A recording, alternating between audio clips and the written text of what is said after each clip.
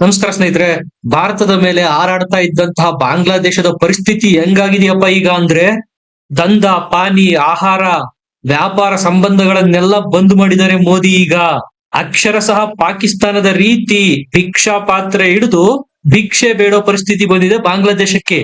ಏನ್ ಈ ವಿಚಾರ, ಎಲ್ಲದರ ಬಗ್ಗೆ ಮಾಹಿತಿ ಕೊಡ್ತೀನಿ. ಲೈಕ್ ಮಾಡಿ, ಚಾನಲ್ ನ ಸಬ್ಸ್ಕ್ರೈಬ್ ಮಾಡಿ. ಪಕ್ಕದ ದೇಶ ಬಾಂಗ್ಲಾದಲ್ಲಿ ಇನ್ನೂ ಹಿಂದೂಗಳ ಮೇಲೆ ನಿರಂತರವಾಗಿ ಅತ್ಯಾಚಾರ ನಡೀತಾ ಇದೆ. ಈ ಬಾರಿ ಸಮಾಧಾನಕರ ವಿಚಾರ ಏನಪ್ಪಾ ಅಂದ್ರೆ, ಮಲಗಿದ್ದ ಹಿಂದೂಗಳು ಎದ್ದಿದ್ದಾರೆ. ಈ ಕಡೆ ಸದ್ದಿಲ್ಲದೆ ಮೋದಿ 1.5-2 ತಿಂಗಳಿಂದ ಬಾಂಗ್ಲಾದ ವಿರುದ್ಧ ಆಕ್ಷನ್ ಮಾಡ್ತಾ ಇದ್ರೆ, ಆ ಕಡೆ ಬಾಂಗ್ಲಾದೇಶದಲ್ಲೂ ಸಹ ಹಿಂದೂಗಳ ಪರವಾಗಿ ಪ್ರೊಟೆಸ್ಟ್ ಗಳಾಗ್ತಾ ಇದೆ, ಚಳುವಳಿಗಳಾಗ್ತಾ ಇದಾವೆ. ಈಗ ವ್ಯಾಪಾರಿಗಳು ಸಹ ಮೊಹಮ್ಮದ್ ಯೂನಿಸ್, ಬಾಂಗ್ಲಾದ ಕುತಂತ್ರಿ ನಾಯಕ, ಈತನ ವಿರುದ್ಧ ಸೆಟೆದು ನಿಂತಿದ್ದಾರೆ. ಬಾಂಗ್ಲಾದ ಹೊಟ್ಟೆ ಮೇಲೆ ಹೊಡೆಯೋದಿಕ್ಕೆ ಡಿಸೈಡ್ ಮಾಡಿಯಾಗಿದೆ. ಮೂಗ್ ಹಿಡಿದ್ರೆ ಬಾಯಿ ಬಿಡಲೇಬೇಕು ಅನ್ನುವ ಪರಿಸ್ಥಿತಿ ಇದೆ ಬಾಂಗ್ಲಾದ್ದು. ಭಾರತ ಸರ್ಕಾರದ ಜೊತೆಗೆ ಈಗ ಭಾರತದ ವ್ಯಾಪಾರಿಗಳು ಸಹ ಬಾಂಗ್ಲಾದೇಶಕ್ಕೆ ಪಾಠ ಕಲಿಸುವ ನಿರ್ಣಯಕ್ಕೆ ಬಂದಾಗಿದೆ. ಮೊದಲಿಗೆ ಕಂಪೇರ್ ಮಾಡಿದ್ರೆ ಈಗ ಬಾಂಗ್ಲಾದೊಂದಿಗೆ ವ್ಯಾಪಾರ ಸಂಬಂಧ ಆಲ್ಮೋಸ್ಟ್ ಆಲ್ ನಿಲ್ಲಾಗ್ತಾ ಬಂದಿದೆ. ಕಂಗೆಟ್ಟಿರ್ತಕ್ಕಂಥ ಕುತಂತ್ರಿ ಯೂನಿಸ್ ಮತ್ತೊಂದು ಷಡ್ಯಂತ್ರ ಮಾಡ್ತಾ ಇದ್ದಾರೆ. ಬಾಂಗ್ಲಾದಲ್ಲಿ ನಡೀತಾ ಇರ್ತಕ್ಕಂಥ ಡ್ರಾಮಾನ ಡೈವರ್ಟ್ ಮಾಡೋದಿಕ್ಕೆ 3500ಕ್ಕೂ ಹೆಚ್ಚು ಬಾಂಗ್ಲಾದ ಜನರನ್ನ ಶೇಖ್ ಹಸೀನಾ ನಾಪತ್ತೆ ಮಾಡಿದ್ದಾರೆ ಅನ್ನೋ ಆರೋಪ ಮಾಡ್ತಾ ಇದ್ದಾರೆ. ಶೇಖ್ ಹಸೀನಾ ಯಾವಾಗ ಬಾಂಗ್ಲಾದೇಶ ಬಿಟ್ಟು ಹೊರಗೆ ಬಂದ್ರು, ಈಗ ಅವರು ಭಾರತದ ಆಶ್ರಯದಲ್ಲಿದ್ದಾರೆ. ಬಾಂಗ್ಲಾದ ಪರಿಸ್ಥಿತಿ ಏನಾಗಿದೆಯಪ್ಪ ಅಂದ್ರೆ, ಯಾವಾಗ ಬೇಕಾದ್ರೂ ಆ ದೇಶ ಛಿದ್ರವಾಗಬಹುದು. ಬಾಂಗ್ಲಾದಲ್ಲಿ ಈಗ ಅಕ್ಷರಶಃ ಕ್ರಾಂತಿ ಆಗ್ತಾ ಇದೆ. ಕಂಡಲ್ಲಿ ಪ್ರೊಟೆಸ್ಟ್ಗಳು, ಚಳುವಳಿಗಳು ಆರಂಭವಾಗಿದ್ದಾವೆ. ಅಡ್ವೈಸರ್ ಅಂತ ಬಂದಂತಹ ಮೊಹಮ್ಮದ್ ಯೂನಿಸು ಸರ್ವಾಧಿಕಾರಿ ಆಗ್ತಾ ಇದ್ದಾರೆ. ಅಂತಹವರ ವಿರುದ್ಧ ಈಗ ಅಲ್ಲಿನ ಜನನೇ ಚುನಾವಣೆಗಳನ್ನ ಯಾವಾಗ ಮಾಡ್ತೀರಾ, ಡೆಮೋಕ್ರಸಿನ ಯಾವಾಗ ಪುನರ್ ಪ್ರತಿಷ್ಠಾಪಿಸ್ತೀರಾ ಅಂತ ಹೇಳಿ ಪ್ರೊಟೆಸ್ಟ್ ಮಾಡ್ತಾ ಇದ್ದಾರೆ. ಮೊಹಮ್ಮದ್ ಯೂನಿಸ್ ಪ್ಲಾನ್ ಏನಾಗಿತ್ತು, ಯಾವುದೇ ಚುನಾವಣೆಗಳನ್ನು ಎದುರಿಸದೆ ಸಂವಿಧಾನಕ್ಕೆ ವಿರುದ್ಧವಾಗಿ 5-6 ವರ್ಷ ಅಧಿಕಾರದ ಕುರ್ಚಿನಲ್ಲಿ ಕುಳಿತುಕೊಂಡು ಬಿಡೋಣ ಅಂತ. ಎಡಪಂಥೀಯರು ಸೋರೋಸ್, ಕಮಲಾ ಹ್ಯಾರಿಸ್, ಬಿಡನ್ ಅವರ ಕೈಗೊಂಬೆಯಾಗಿ ಹಿಂದೂಗಳ ವಿರುದ್ಧ ದೌರ್ಜನ್ಯ ದಬ್ಬಾಳಿಕೆ ಮಾಡ್ತಾ ಇದ್ರು. ಇನ್ನೂ 5-6 ವರ್ಷ ಆರಾಮಾಗಿ ಎಲೆಕ್ಷನ್ ಮಾಡದೆ ಇದ್ದು ಬಿಡೋಣ ಅನ್ನೋ ಡಿಸಿಷನ್ ಗೆ ಬಂದಿದ್ರು ಮೊಹಮ್ಮದ್ ಯೂನಿಸ್. ಇವರು ಅಧಿಕಾರಕ್ಕೆ ಬಂದಿದ್ದಾದ್ರು ಯಾಕೆ, ಡೆಮೋಕ್ರಸಿನ ಪುನರ್ ಪ್ರತಿಷ್ಠಾಪಿಸಬೇಕು ಅಂತ. ಆದ್ರೆ ಮಾಡ್ತಾ ಇರೋದೇನು, ಯಾವುದೇ ಎಲೆಕ್ಷನ್ ಮಾಡದೆ ಅಧಿಕಾರದಲ್ಲಿರಬೇಕು ಅನ್ನುವ ಅಜೆಂಡಾ. ಅಂದ್ರೆ ಯಾವ ಉದ್ದೇಶಕ್ಕಾಗಿ ದಂಗೆಗಳನ್ನ ಮಾಡಿ, ಪ್ರೊಟೆಸ್ಟ್ ಚಳುವಳಿಗಳನ್ನ ಮಾಡಿ, ರಕ್ತ ಹರಿಸಿ ಶೇಖ್ ಹಸೀನಾ ಅವರನ್ನ ಬಾಂಗ್ಲಾದಿಂದ ಉಚ್ಚಾಟಿಸಲಾಗಿತ್ತು. ಆ ಉದ್ದೇಶ ಫಲಿಸ್ತಾ ಇಲ್ಲ. ಅದಕ್ಕಿಂತ ಕೆಟ್ಟ ಸರ್ಕಾರ ಇದೆ ಈಗ ಬಾಂಗ್ಲಾದಲ್ಲಿ. ನೀವೇ ನೋಡಿ, ಈ ಮುಸಲ್ಮಾನ್ ಬಾಹುಳ್ಯ ರಾಷ್ಟ್ರಗಳಲ್ಲಿ ಎಲ್ಲೆಲ್ಲಿ ನಾವು ಡೆಮಾಕ್ರಸಿನ ಸ್ಥಾಪನೆ ಮಾಡ್ತೀವಿ ಅಂತ ಆಂದೋಲನಗಳಾಗಿದವು, ಅಲ್ಲೆಲ್ಲ ಮೊಹಮ್ಮದ್ ಯೂನಿಸ್ ನಂತಹ ಕೆಲಸಕ್ಕೆ ಬಾರದ ನಾಯಕರುಗಳು ಹುಟ್ಟುತ್ತಾರೆ. ಅದಕ್ಕೆ ನಮ್ಮ ಪಕ್ಕದ ಪಾಕಿಸ್ತಾನನೇ ಉದಾಹರಣೆ. ಇಂಡೋನೇಷ್ಯಾ ಆಗಿರ್ಬೋದು, ಈಜಿಪ್ಟ್ ಆಗಿರ್ಬೋದು, ಅವುಗಳ ಪರಿಸ್ಥಿತಿ ಏನಾಗಿದೆ ನೋಡಿ. ಈಗ ಆ ದೇಶಗಳ ಸಾಲಿಗೆ ಬಾಂಗ್ಲಾದೇಶ ಸೇರ್ತಾ ಇದೆ. ರಾಡಿಕಲ್ ಇಸ್ಲಾಮಿಸ್ಟ್ಗಳು, ಫಂಡಮೆಂಟಲಿಸ್ಟ್ಗಳು, ಟೆರರಿಸ್ಟ್ ಗಳ ಕೈಗೆ ದೇಶ ಸಿಕ್ಕರೆ ಏನಾಗಬಹುದು ನೀವೇ ನೋಡಿ. ನೀವು ಕೇಳ್ಬೋದು, ದುಬೈ ಮತ್ತು ಸೌದಿ ಅರೇಬಿಯಾ ಅವು ಇಸ್ಲಾಮಿಕ್ ಕಂಟ್ರಿಗಳೇ ಅಲ್ವಾ, ಆದ್ರೆ ಅಭಿವೃದ್ಧಿ ವಿಚಾರದಲ್ಲಿ ಅವರನ್ನು ಮೀರ್ಸೋರೇ ಇಲ್ಲ. ಅದಕ್ಕೆ ಕಾರಣ ಸ್ಟೇಟ್ಮೆನ್ಶಿಪ್. ಅಲ್ಲಿಯ ಆಡಳಿತ ವ್ಯವಸ್ಥೆ ಇಂಥ ಲಫ್ಡಾಗಳಲ್ಲಿ ಬೀಳೋದಕ್ಕೆ ಹೋಗೋದಿಲ್ಲ. ಅಲ್ಲಿ ಸರ್ಕಾರ ಭದ್ರವಾಗಿರುತ್ತೆ, ಪ್ರಜೆಗಳ ಇಚ್ಛೆಗೆ ತಕ್ಕಂತೆ ನಡೆಯುತ್ತೆ. ಅಲ್ಲಿ ಯಾವುದೇ ಜಿಹಾದಿಗಳಾಗಿರ್ಬೋದು, ಧರ್ಮಾಂಧರಾಗಿರ್ಬೋದು ಸರ್ಕಾರನ ನಡೆಸಲ್ಲ. ಹಾಗಾಗೋಕೆ ಅಲ್ಲಿನ ವ್ಯವಸ್ಥೆ ಬಿಡೋದು ಇಲ್ಲ. ಹಾಗಾಗಿ ದುಬೈ ಮತ್ತು ಸೌದಿ ಅರೇಬಿಯಾದಂತಹ ದೇಶಗಳು ಮಿಡ್ಲ್ ಈಸ್ಟ್ ನಲ್ಲಿ ಭದ್ರವಾಗಿ ನಿಂತಿರೋದು, ಶ್ರೀಮಂತ ದೇಶಗಳಾಗಿರೋದು. ಇವನ್ನು ಬಿಟ್ಟು ಬೇರೆ ಯಾವುದೇ ಇಸ್ಲಾಮಿಕ್ ಕಂಟ್ರೀಸ್ ನ ನೀವು ನೋಡಿ, ಒಂದು ಅಲ್ಲಿ ಅರಾಜಕತೆ ಇರುತ್ತೆ, ಇಲ್ಲ ಸರ್ವಾಧಿಕಾರಿ ಆಡಳಿತ ಇರುತ್ತೆ. ಉದಾಹರಣೆ ಇರಾನ್ ನಲ್ಲಿ ಏನಾಯ್ತು, ಡೆಮೋಕ್ರಸಿ ತಂದ್ಬಿಡ್ತೀವಿ ಅಂತ ಹೋದ್ರು, ಆದ್ರೆ ಆಗಿದ್ದೇನು ಶರಿಯಾ ಕಾನೂನು. ಅದೇ ದಾರಿನ ಈಗ ಬಾಂಗ್ಲಾದೇಶ ಸಹ ಹಿಡಿತಾ ಇದೆ. ಇವರಿಗೆ ಕೆಟ್ಟ ಮೇಲೂ ಬುದ್ಧಿ ಬರಲಿಲ್ಲ ಅನ್ಸುತ್ತೆ. ಸೈಕಲ್ ಮೇಲೆ ಓಡಾಡೋ ಅರ್ಹತೆನೂ ಇಲ್ಲ, ಬೆಂಚ್ ಕಾರ್ ಮೇಲೆ ಓಡಾಡೋ ಕನಸು ಕಾಣ್ತಾರೆ. ತಿನ್ನೋಕೆ ಒಂದೊತ್ತು ಊಟಕ್ಕೂ ಇಲ್ದೇ ಇದ್ರು ಶೋಕಿಗೆ ಏನು ಕಡಿಮೆ ಇಲ್ಲ. ಚೈನಾದಿಂದ ಫೈಟರ್ ಜೆಟ್ ಖರೀದಿ ಮಾಡ್ತಾರಂತೆ, ಪಾಕಿಸ್ತಾನದಿಂದ ಯುದ್ಧ ವಿಮಾನಗಳನ್ನ ಪರ್ಚೇಸ್ ಮಾಡ್ತಾರಂತೆ.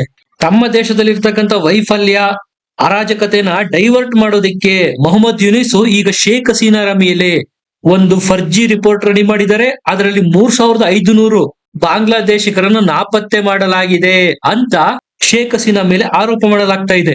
ಯಾವಾಗ ಅಲ್ಲಿನ ಜನ ಎಲೆಕ್ಷನ್ ಯಾವಾಗ ಅಂತ ಫೋರ್ಸ್ ಹಾಕೋದಕ್ಕೆ ಸ್ಟಾರ್ಟ್ ಮಾಡಿದ್ರು, ಈಗ ಈ ರಿಪೋರ್ಟ್ ಸಬ್ಮಿಟ್ ಮಾಡುವ ಮೂಲಕ ಎಲೆಕ್ಷನ್ ವಿಚಾರನ ಡೈವರ್ಟ್ ಮಾಡೋದಕ್ಕೆ ಮೊಹಮ್ಮದ್ ಯೂನಿಸ್ ಪ್ರಯತ್ನ ಮಾಡ್ತಾ ಇದ್ದಾರೆ. ಯಾವಾಗ ಭಾರತದೊಂದಿಗೆ ಕಿರಿಕ್ ಮಾಡ್ಕೊಂಡ್ರು, ಬಾಂಗ್ಲಾದಲ್ಲಿ ಈಗ ಹಣದುಬ್ಬರ, ಬೆಲೆ ಏರಿಕೆ ಎಷ್ಟಿದೆ ಗೊತ್ತಾ? 18%. ಒಂದೊತ್ತಿನ ಊಟಕ್ಕೂ ಪರದಾಡೋ ಪರಿಸ್ಥಿತಿ ಇದೆ. ಈ ಕಡೆ ಭಾರತದಿಂದ ಮೋದಿ ಬಾಂಗ್ಲಾಕ್ಕೆ ಕೊಡ್ತಾ ಇದ್ದಂತಹ ನೀರು ನೆರಳನ್ನು ಬಂದ್ ಮಾಡಿದ್ದಾರೆ.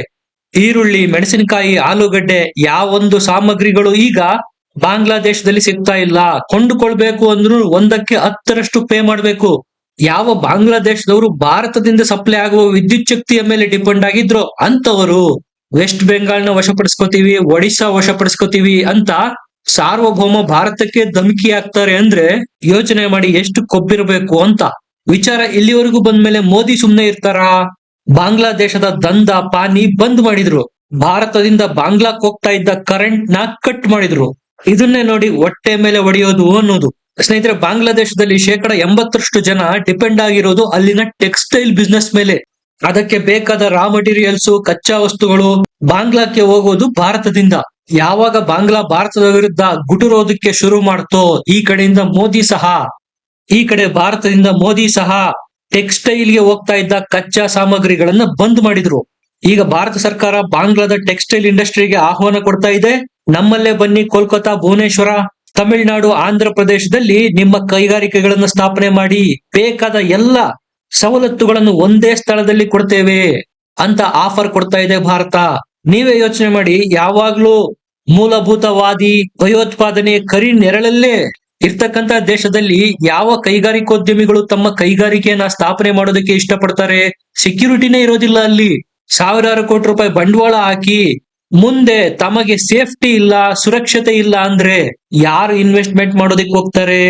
ಹಾಗಾಗಿ ಅಲ್ಲಿನ ಬಹುತೇಕ ಇಂಡಸ್ಟ್ರಿಯಲಿಸ್ಟ್ಗಳು ಈಗ ಭಾರತಕ್ಕೆ ಶಿಫ್ಟ್ ಆಗ್ತಾ ಇದ್ದಾರೆ. ಇದಕ್ಕೆ ಹೇಳೋದು ಹೊಟ್ಟೆ ಮೇಲೆ ಹೊಡೆಯೋದು ಅಂತ. ಸ್ನೇಹಿತರೆ, ಬಾಂಗ್ಲಾದೇಶದವರು ರಸಗುಲ್ಲಾ ಜಾಸ್ತಿ ತಿಂತಾರೆ. ರಸಗುಲ್ಲಾ ಮಾಡೋದಕ್ಕೆ ಸಕ್ಕರೆ ಬೇಕು. ಈಗ ಭಾರತ ಆ ಸಕ್ಕರೆನೆ ಬಂದ್ ಮಾಡಿದೆ. ನೀವೇ ನೋಡಿ, ಸಕ್ಕರೆ ಒಂದು ಬೇಸಿಕ್ ನೀಡು, ಅದನ್ನೇ ಉತ್ಪಾದನೆ ಮಾಡ್ಕೊಳ್ಳೋದಕ್ಕೂ ಅಶಕ್ತರಾಗಿದ್ದಾರೆ ಅಂದ್ರೆ ಇನ್ನೆಷ್ಟು ಶಕ್ತ ರಾಷ್ಟ್ರ ಆಗಿರ್ಬೋದು ಬಾಂಗ್ಲಾದೇಶ. ಈಗ ಸಕ್ಕರೆನೂ ಇಲ್ಲ, ರಸಗುಲ್ಲಾನೂ ಇಲ್ಲ. ರಸಗುಲ್ಲಾ ತಿನ್ಬೇಕು ಅಂದ್ರೆ ಇವರು ಬ್ರೆಜಿಲ್ ನಿಂದ ಸಕ್ಕರೆನ ಆಮದು ಮಾಡ್ಕೋಬೇಕು. ಅಲ್ಲಿಂದ ಸಕ್ಕರೆ ಇಲ್ಲಿಗೆ ಬರುವಷ್ಟೊತ್ತಿಗೆ ಅದರ ರೇಟ್ ಎಷ್ಟಾಗಿರುತ್ತೆ? 1ಕ್ಕೆ 10ರಷ್ಟು ಕೊಡ್ಬೇಕು. ಇದು ಮೋದಿ ಬೀಸಿರ್ತಕ್ಕಂತ ಚಾಟಿ ಏಟಿನ ಪರಿಣಾಮ. ಸ್ನೇಹಿತರೆ, ಒಬ್ಬ ಯೂಟ್ಯೂಬರ್ ಬಾಂಗ್ಲಾದಲ್ಲಿ ಇರ್ತಕ್ಕಂತಹ ಒಂದು ಶಾಪಿಂಗ್ ಮಾಲ್ಗೆ ವಿಸಿಟ್ ಕೊಡ್ತಾರೆ. ಅಲ್ಲಿರ್ತಕ್ಕಂತ ಟೂತ್ ಪೇಸ್ಟ್, ಸಕ್ಕರೆ, ಉಪ್ಪು, ಮ್ಯಾಗಿಯಿಂದ ಹಿಡಿದು ಬಹುತೇಕ ಸಾಮಗ್ರಿಗಳು ಸಪ್ಲೈ ಆಗೋದೇ ಭಾರತದಿಂದ. ಈಗ ಇದೆಲ್ಲವನ್ನು ಭಾರತ ಏನಾದ್ರೂ ಬಂದ್ ಮಾಡ್ತು ಅಂದ್ರೆ ನೀವೇ ಯೋಚನೆ ಮಾಡಿ, ಬಾಂಗ್ಲಾದ ಪರಿಸ್ಥಿತಿ ಭಿಕ್ಷಾ ಪಾತ್ರೆ ಹಿಡಿದು ಪ್ರಪಂಚ ಪರ್ಯಟನೆ ಮಾಡ್ಬೇಕಾಗತ್ತೆ. ಬಾಂಗ್ಲಾದೇಶದ ಆಟೋಮೊಬೈಲ್ ಇಂಡಸ್ಟ್ರಿ ಡಿಪೆಂಡ್ ಆಗಿರೋದೇ ಭಾರತದ ಮೇಲೆ. ಈಗ ಭಾರತ ಬಾಂಗ್ಲಾದೇಶಕ್ಕೆ ಹೋಗ್ತಾ ಇದ್ದಂತಹ ಸ್ಪೇರ್ ಪಾರ್ಟ್ಸ್ ನ ಬಂದ್ ಮಾಡ್ತಾ ಇದೆ. ಯಾವುದೇ ಒಂದು ದೇಶದ ಅಭಿವೃದ್ಧಿಗೆ ಟ್ರಾನ್ಸ್ಪೋರ್ಟೇಶನ್ ಸಾಕಷ್ಟು ಕೊಡುಗೆ ಕೊಡುತ್ತೆ. ಅದೇ ನಿಂತೋಯ್ತು ಅಂದ್ರೆ ದೇಶದ ಆರ್ಥಿಕ ವ್ಯವಸ್ಥೆಗೆ ದೊಡ್ಡ ಪೆಟ್ಟು ಕೊಟ್ಟಂತೆ. ಯಾವ ಬಿಡನ್ ಸರ್ಕಾರದ ಮೇಲೆ ವಿಶ್ವಾಸದಿಂದಾಗಿ ಭಾರತದ ವಿರುದ್ಧ ಸೆಟೆದು ನಿಂತಿತ್ತೋ ಬಾಂಗ್ಲಾದೇಶ, ಅದೇ ಅಮೆರಿಕದಲ್ಲಿ ಈಗ ಜನವರಿಯಿಂದ ಟ್ರಂಪ್ ಬರ್ತಾ ಇದ್ದಾರೆ. ಈಗ ಶುರುವಾಗುತ್ತೆ ಅಸಲಿ ಆಟ. ಟ್ರಂಪ್ ಮತ್ತು ಮೋದಿ ಇಬ್ರು ಸೇರಿ ಬ್ಯಾಂಡ್ ಬಜಾಯಿಸ್ತಾರೆ ಬಾಂಗ್ಲಾಕ್ಕೆ. ಇದರ ಬಗ್ಗೆ ನಿಮ್ಗೆ ಏನ್ ಅನ್ಸುತ್ತೆ? ಕಮೆಂಟ್ ಮಾಡಿ, ಲೈಕ್ ಮಾಡಿ, ಚಾನಲ್ ನ ಸಬ್ಸ್ಕ್ರೈಬ್ ಮಾಡಿ. ಮತ್ತೆ ಸಿಗೋಣ. ನಮಸ್ಕಾರ.